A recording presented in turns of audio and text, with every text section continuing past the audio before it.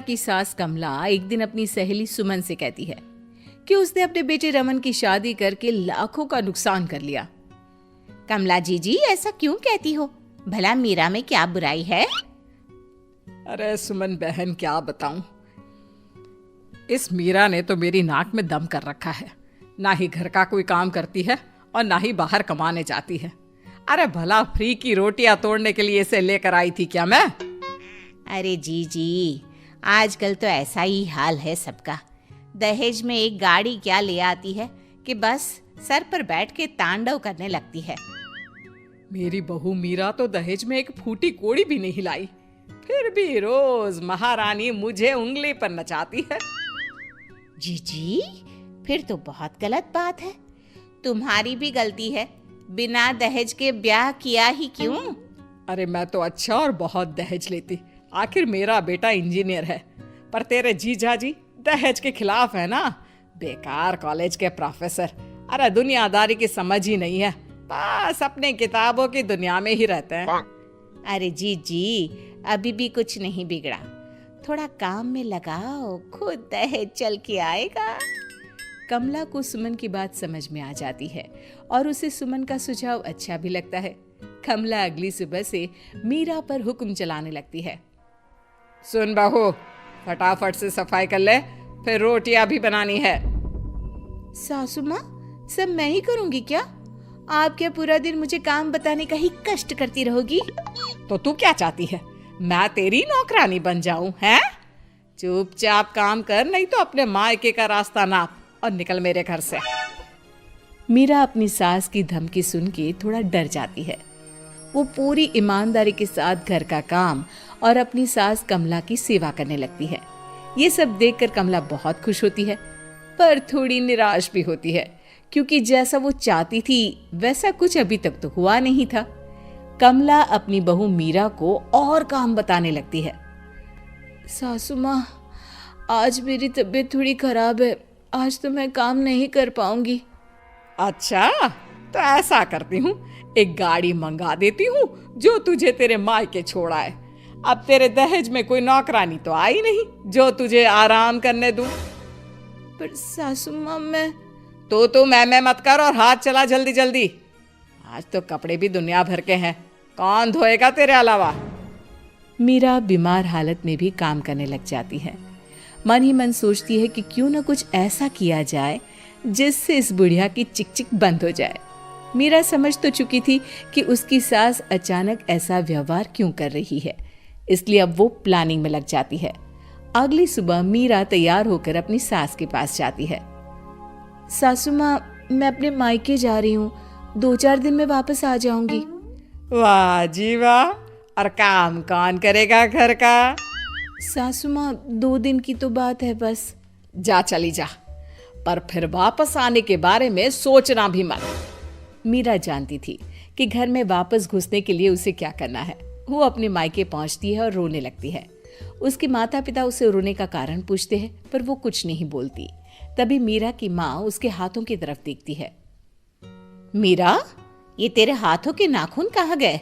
तुझे तो नाखून बड़े करने का बड़ा शौक है ना? माँ, उस घर के बर्तन और कपड़े धो धो कर मेरे नाखून ही नहीं बल्कि हाथ भी घिस गया है। अब तुमने मेरे साथ ना कोई नौकरानी भेजी, ना कोई सुख की सुविधा। मीरा के माता पिता समझ जाते हैं कि मीरा को दहेज का सामान चाहिए।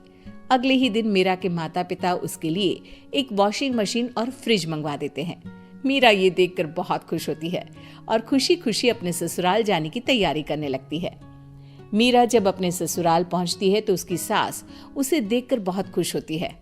अरे मेरी प्यारी बहू, आ गई तू? और ये फ्रिज, वॉशिंग मशीन, अरे भाई इन सब की क्या जरूरत है? सासू माँ, जरूरत आपको नहीं मुझे है, क्योंकि घर का काम तो मुझे ही करना पड़ता है ना। मीरा की बात सुन के कमला गुस्से से बोलती है। बहू रानी, तू मेरी बात सुन ले, मैं तेरे इस दहेज के सामान के सामने झुकने वाली नहीं हूँ। घर का काम तो तुझे ही करना पड़ेगा। अब कमला और दहेज लेने के चक्कर में मीरा का काम बढ़ाने लगती है। वो जानबूझकर गंदगी फैलाती और बना हुआ काम बिगाड़ने लगती। मीरा बहुत परेशान हो जाती है। वो अपनी सहूलियत के हिसाब से हर चीज अपने मायके से मंगवा लेती है। धीरे धीरे कमला की चाल कामयाब हो जाती है, पर वो मीरा की चाल नहीं समझ पाती। धीरे धीरे मीरा भी अपने मकसद की तरफ बढ़ने लगती है। वो अपने ससुर और अपने पति को अपनी तरफ कर लेती है। एक दिन मीरा अपने ससुर से कहती है, पिताजी क्यों ना आप ये घर मेरे नाम कर दे, क्योंकि सासू माँ तो बीमार रहती हैं और रमन का तो आपको पता ही है कितने बिजी रहते हैं। ऐसे में घर को संभालेगा कौन? हाँ बहू, मुझे लगता है कि तुम बिल्कुल सही कह रही हो। इस घर को संभालने वाला कोई तो होना चाहिए। ये कहकर मीरा के ससुर जी अपनी पूरी प्रॉपर्टी मीरा के नाम कर देते हैं। मीरा बहुत खुश होती है क्योंकि वो अब अपने मकसद में कामयाब हो गई थी। इस बात की खबर कमला को भी लगती है। कमला को जैसे ही पूरी बात पता चलती है, उसके पैरों तले जमीन खिसक जाती है। वो गुस्से में मीरा के पास जाती है। अरे करमजली, तू तो बहुत चंट निकली। मैं तुझसे घर का सामान ही मंगवाती रह गई और तूने पूरा का पूरा घर अपना बना लिया।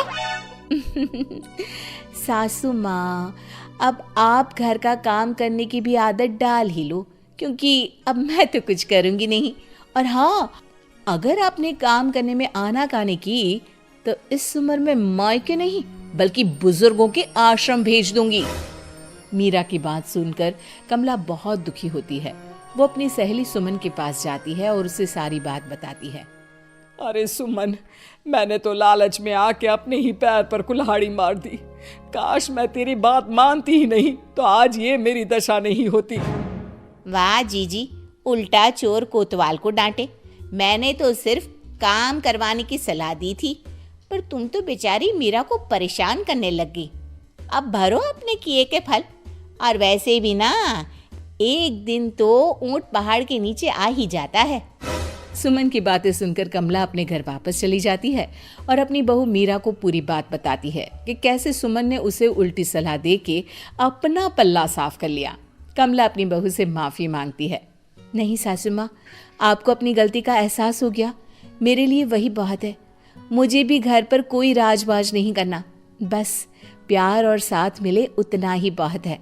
अब सास बहू मिलजुल के एक साथ प्यार से रहने लगती है और दोनों घर के काम भी मिल बांट के करने लगती है।